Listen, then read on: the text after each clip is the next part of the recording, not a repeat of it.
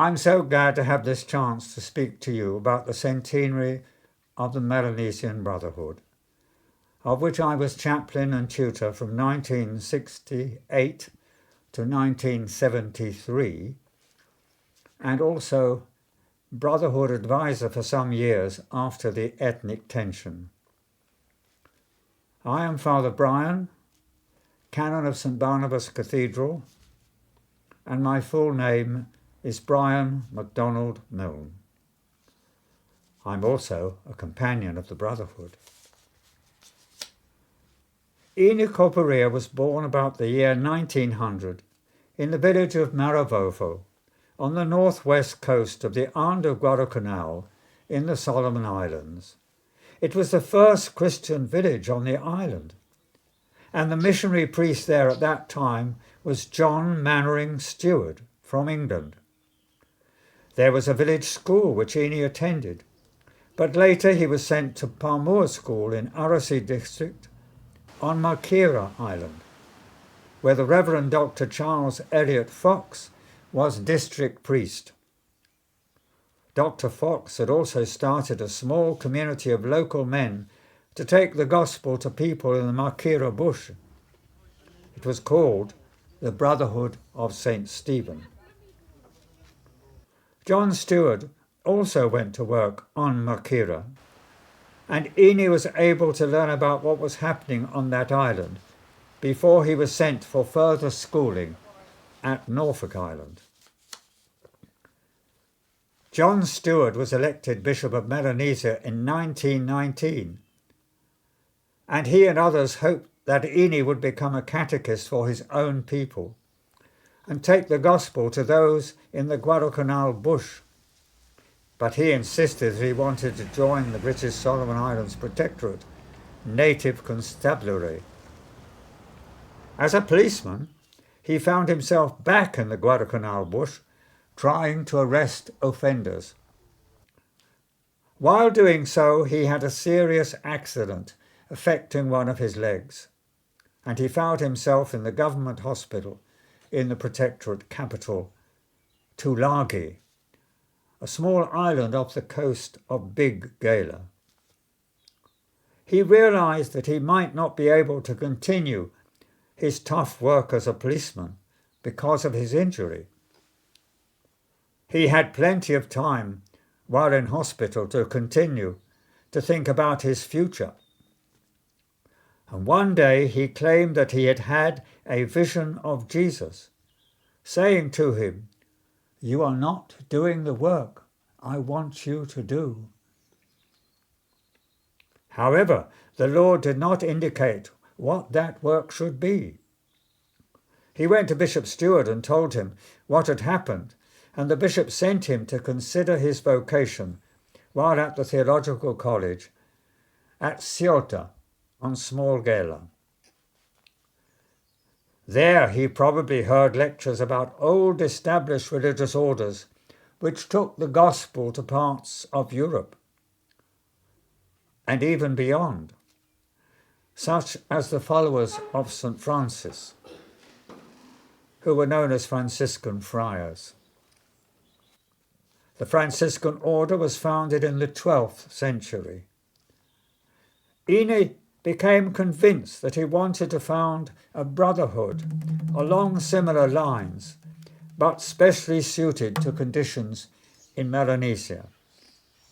He therefore returned to Bishop Stewart and reported to him that he now believed he knew what God wanted him to do: found a Melanesian brotherhood. The bishop was very glad, as he believed in religious orders and in local leadership. Ine then went on to tell him that he was willing to donate his land at Tambalia, near the Guadalcanal coast, as the headquarters of the new brotherhood.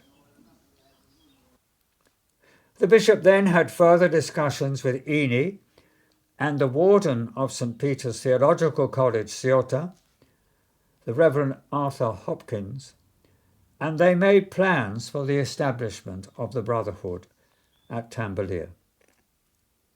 The first step was for Ini to make his life vow on the land he was giving to the church for the use of the Brotherhood. So, on the feast of St. Simon and St. Jude, October the 28th, 1925, in the presence of Bishop Stewart, the newly arrived Assistant Bishop, Frederick Molyneux, and Father Hopkins, he made a life vow of poverty, celibacy, and obedience. That spot where he made his vow is now marked with a large wooden cross painted white. And October the 28th from then onwards was considered as the date of the foundation of the Brotherhood, although at first Ini was the only brother. However, after making his vow, he immediately set out to gather other possible members, and 5 young men came to join him, encouraged by Dr. Fox, who by then was headmaster of Pawa School on Ugi Island. They were told that they would have to make an annual vow, remain unmarried, receive no payment, and go to wherever the bishop, the head of the Brotherhood, would decide to send them. This key role of the bishop was unusual in a religious order, and his close relationship was emphasized by calling him the father of the Brotherhood. Ini then was called the elder brother. When more men joined, the title head brother was used for the leader. Although Ini had made a life vow, he did not think that that should be expected of the others unless they felt a special call to it, as marriage was the norm for men in Melanesia, and he felt that they should be able to leave the Brotherhood if necessary for good reason. Thus they would spend part of their lives as evangelistic brothers and then return to village life or whatever else God was calling them to do. Some, after further training, became deacons and priests. Eli himself was both a brother and a deacon.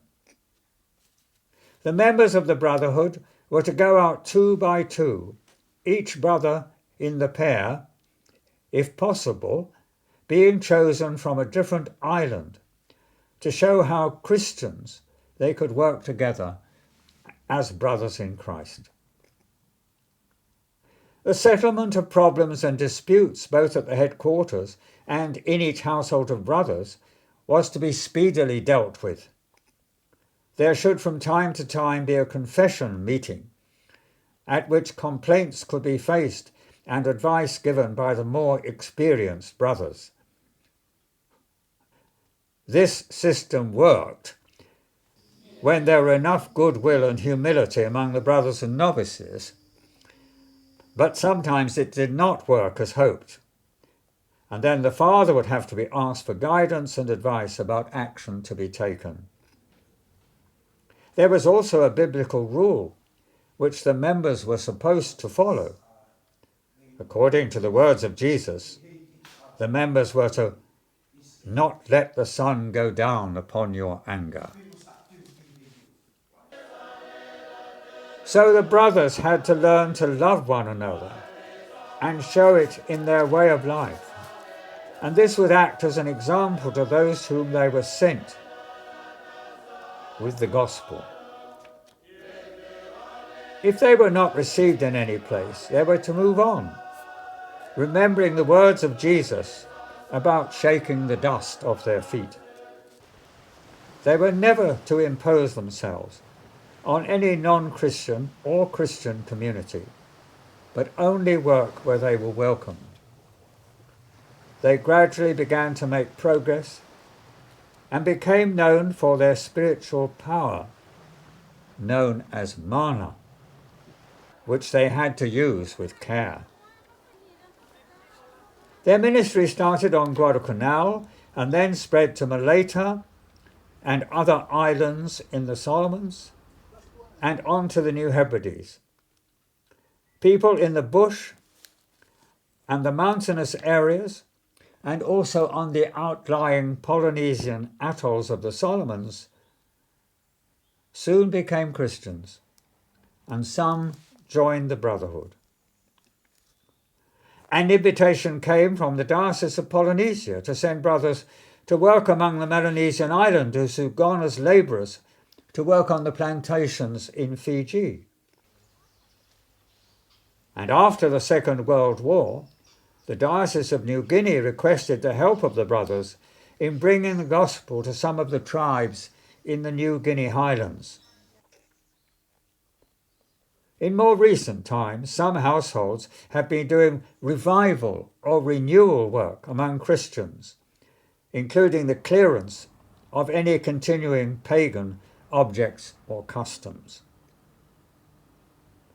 Over the years, some brothers lost their lives, and a number died while serving as brothers or novices.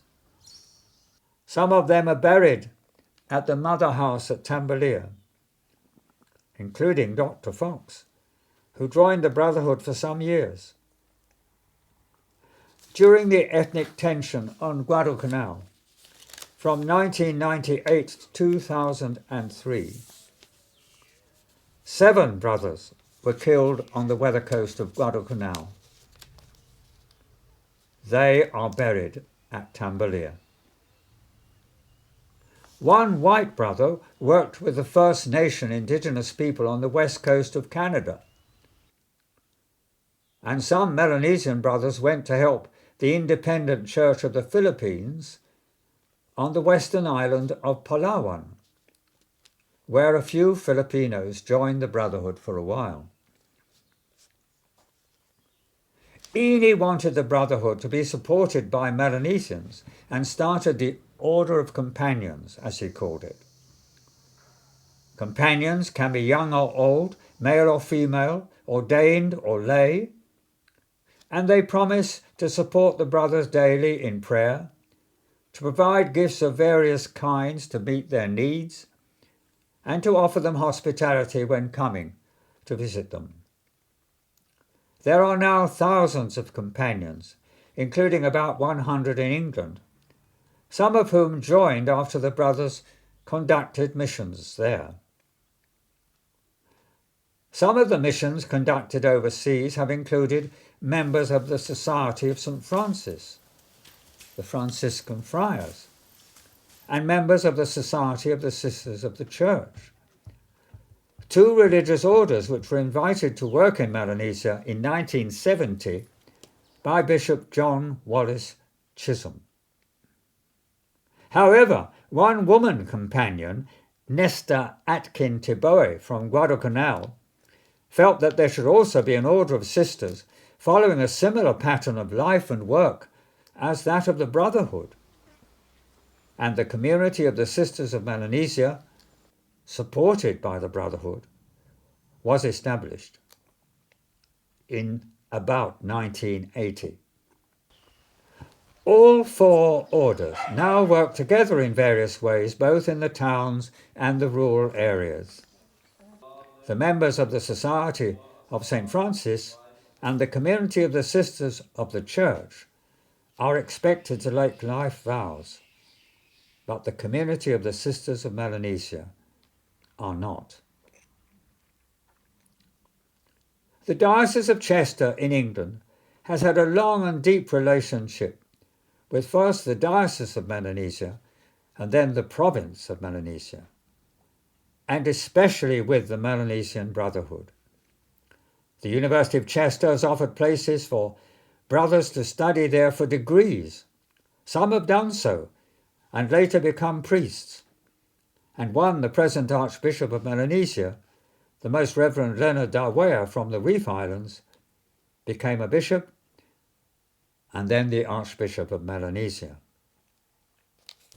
The influence of the Melanesian Brotherhood on the life and work of the Anglican Church of Melanesia has been very great. Because of its example, serving as a brother or sister in a religious order has become a much more common thing in Melanesia than it is in other parts of the Anglican Communion. The emphasis of the Brotherhood on evangelism has meant that thousands of people have become Christians throughout Melanesia and in New Guinea. Now the challenge is for the Brotherhood to be faithful to its original calling, and for its members to want to serve Christ and the Church and have no other motives for wanting to be brothers. As members of the Brotherhood, they receive training in the Christian faith and way of life, and this can be their rock throughout their lives, whether they remain in the Brotherhood or feel called by God to serve their church and their fellow islanders in other ways. Whatever they do, it should all be done in the name of Christ, their Lord.